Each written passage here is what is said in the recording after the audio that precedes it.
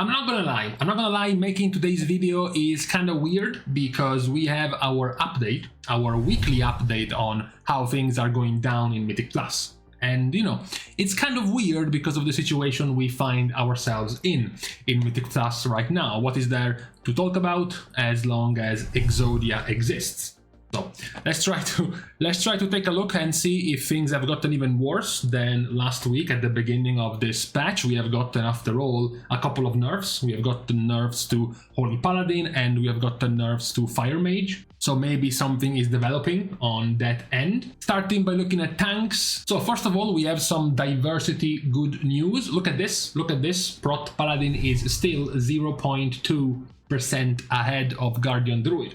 That is a massive win for the diversity of tanks. Now, obviously, as soon as you go from all key levels that this is to the 20 plus, you start seeing Guardian Druid pull ahead, and then once you go into the 25 range, it's a domination of Guardian Druid once more with Vengeance Demon Hunter, and Protection Paladin has lost significantly. The funniest thing, we can say that the funniest thing of this entire ordeal for Prot Paladins is see all of these Prot Paladin tanks clown themselves in trying to reroll as healers.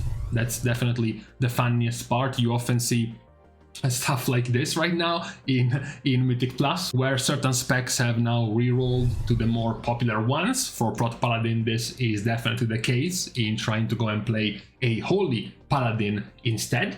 Nothing really is changing. After all, as we mentioned, Guardian Druid has not been nerfed so far. And I would have to say though, just in case you get it wrong, Guardian Druid is also on the least of the OP side in this Exodia comp. If we had to mention a scale of nerfing levels, I would put into the S tier of nerfing, I would put Holy Paladin and Fire Mage and Augmentation Evoker all into the S tier, and then A tier for nerfs for Shadow Priest, and then B, maybe B plus tier of nerfs for Guardian. So it's definitely not nearly as big of an issue as the other specs currently being popular and powerful, but maybe to revitalize the tanks a little bit in the near future, it might be good for a nerf. If we look at here at the current DPS, for example, talking about tank damage, you can see that Guardian Druid is quite even with Vengeance and far below Brewmaster, which continues to be the highest damage dealing tank in the game. It's also nice to see, for example, that after the 95 different damage buffs given to Blood Death Knight, now Blood Death Knight actually has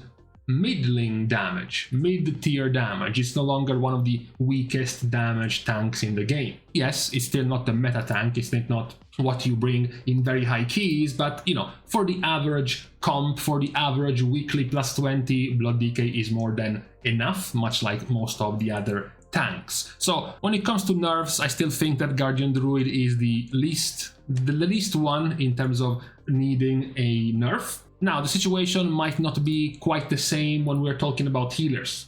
We begin the all key level popularity, which is still quite healthy and quite nice. Once you start going into the 20 plus range, you start seeing a significant increase of Holy Paladins, but it is still decent, right? We have 1, 2, 3, 4, 5, almost 6 specs, all above 10% of popularity, with the exception of the usual black sheep of Mistweaver. So this is still fine if you're looking for your 20 plus key. The problem is, of course, that once you look at the very competitive level, 2/3 of the healers are paladins. What is also going to happen is that if we go back down to this range, it's going to become more annoying for other healers because they will start seeing in keys even 21s, even plus 20, plus 21, plus 22. You will actually start seeing players requiring a Holy Paladin. So when it comes to healers, that's definitely the issue, and Holy Paladin, as we mentioned, was nerfed. 12% less damage done and roughly 10% less healing done. Now, you can see that the damage is still one of the strong parts of a Paladin in Mythic Plus. Even if you get nerfed by 10-12% or so, you still are significantly ahead than the rest of the healers, 30+% even ahead of, for example, Resto Shaman, of even more so, almost 50% ahead than Resto Druid, than Preservation Evoker, Holy Priest. You're still far ahead. So getting nerfed by 12% won't change the fact that you are the highest damage dealing healer in Mythic Plus. So that nerf was irrelevant because it's continuing to keep Holy Paladin where it is. The HPS nerf, fine, it's gonna hurt them a little bit more, but in Mythic Plus that's not what made them strong. We talked about it already, the ways that Holy Paladin has to keep healing the players while also doing other things, like using Holy Shock on the enemy, using Judgment on the enemy, still heals players. It heals players with Glimmer, it heals players with Glimmer Absorb, it heals players with the Judgment Absorb Shield, it heals players with Fading Light, so you still have plenty of other things to be able to passively heal the rest of your party while you are contributing to, for example, to damage. This is still an issue that will remain even if you nerf the healing by 10%. When it comes to the other healers, that's where it gets a little bit awkward, because how can we discuss the popularity of the healers if this is what we see?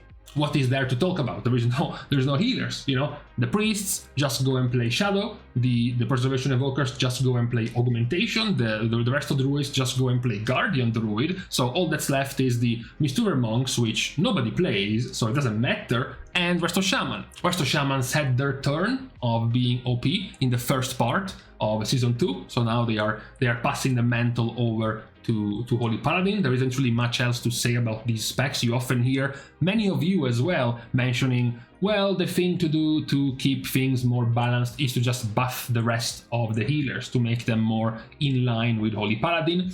That is not really going to fix the issue. The issue, as I mentioned, is Holy Paladin has too many ways to heal while also doing damage and to passively heal with their toolkit. This is not something that the other specs simply have. So you wouldn't be able to make Preservation Evoker meta if you buffed all of their healing by 20%, or if you buffed all of Mistweaver's healing by 20%. You wouldn't actually solve the issue when it comes to healers and when it comes to being meta in Mythic Plus. Then we have the melee DPS, which continues to be a rather useless point to check, as we will see soon, because at all levels we continue to see the popularity of Red Paladin. Once you go into the 20 plus level, Red Paladin actually gains even more popularity, and once you go into the 25 plus range, Red Paladin loses more value in favor of sub-role. This melee situation, however, is not nearly as important once you go and check the range DPS situation.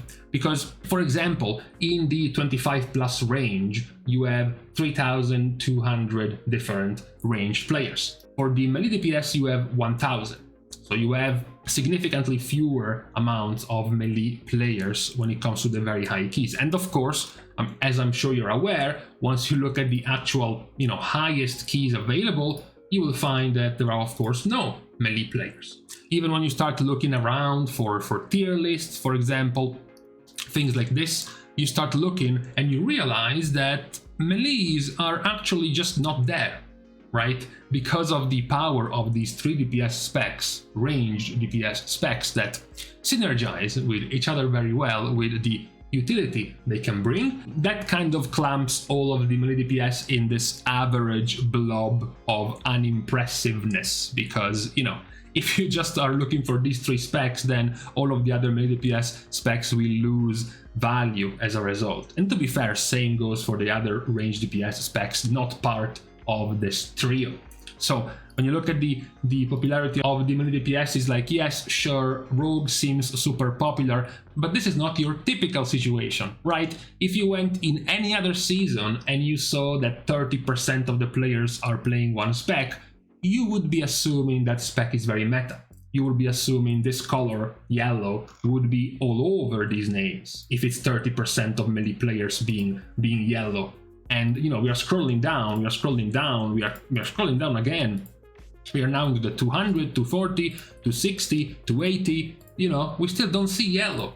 Yet we are being told, oh, finally, Nayurda, the 385th key being completed, also with another hipster over here playing Protection Warrior, right? So seeing this 30% is not nearly as impressive as when you go into the range DPS and you see this 32%, because this 32% is much more prevalent when it comes to the highest of keys and the strongest of picks. It is also displayed very well when you look at the overall rankings. Even in here, when you check your DPS, it's pretty funny that we mentioned last time we looked at this, how Fire Mage was going to be nerfed roughly by 10% in AoE, so their 166,000 DPS would have gone down to 150 or so.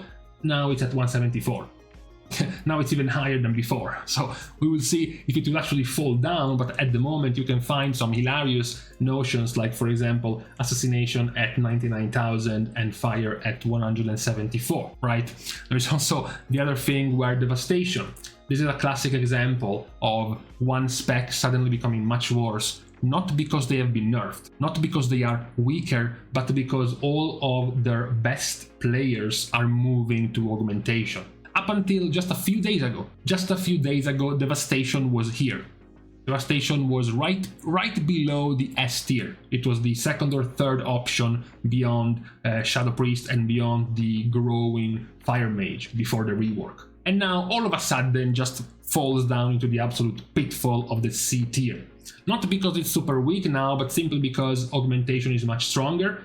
More of the top players that played devastation up until a few days ago all went to augmentation, so now the spec seems just awful in comparison. That's kind of the issue we have right now, the question of how long will this continue. You know, this is the beginning of the patch, right as we got augmentation out. Augmentation had a few days of adjustments and immediately stayed and parked itself into the super S tier of these three specs right here, Fire, Shadow and Augmentation, far above the rest of the picks. Situation is also kind of funny when you think about it and you look at something like healers and looking at Holy Paladin, which also had a similar trend, was already growing to be quite competitive, and then all of a sudden they just stayed super high up while everyone else just fell further and further down. You know, this is not because these specs have been nerfed. These specs have not fallen super down because they have been nerfed, but because all of the high keys have now been done with a Holy Paladin. So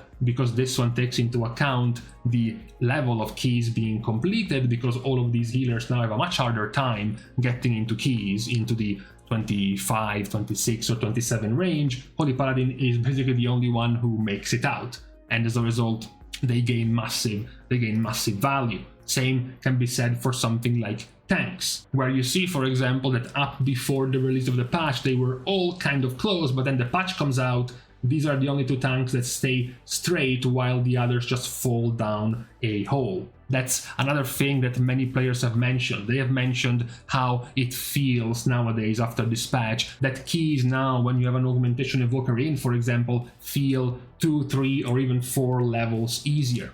People have mentioned some ridiculous things, like people nowadays are listing keys into the plus 24 or even plus 25 range, even if they are 2800 rating in Mythic Plus, you know, far below what you should be doing as a plus 25 key. Now you have had this bizarre situation where Preservation Evokers and Devastation Evokers are now augmentation players. Suddenly Resto and Balanced Druids are now Guardian. Suddenly Prot Paladins are now Holy Paladins. You know, it's a weird situation we have right now in the meta. So yes, I agree, it might grow to be quite the frustrating situation for some players, right? You got up to a certain level in your rating in Mythic Plus, you were enjoying your life as an enhancement shaman, as a balanced druid, maybe as a devastation evoker, maybe even as a warlock, and now the patch comes and you simply cannot find a spot. As soon as you start entering the 22, 23, 24 range even, now you just don't know what to do. You feel like you have to either reroll to a different spec, to one of the meta spec right now, or to simply just wait. Chill, wait for the release of Season 3, wait for something more big to come along for these specs to be nerfed, because for now there isn't really much of a room for you available to play. Just to close the video with some nostalgia about the good old times, just look at this situation compared to the situation that we had at the end of Season 1, just to see how good we had things back then. You know, compare these colors you see right here around all of these levels, basically continuously the same colors, with the colors you see right here.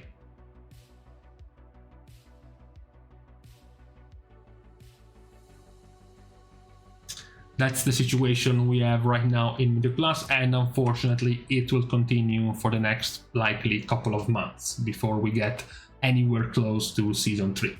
So with a somewhat depressing recap of the situation in Mythic Plus, at least for all the specs not being part of this meta, it's time to leave each other on this Friday. Thanks of course as usual to all of the Patreon supporters for the contribution and the help, which you can still do of course for free. You can like and comment down below to help cheating the YouTube algorithm, and then you can also subscribe to the channel itself. So with these things out of the way, thank you guys again for watching. See you guys tomorrow, and in the meantime, I messed up. I was supposed to start this like 2 hours ago, and now my timeline is all out of whack.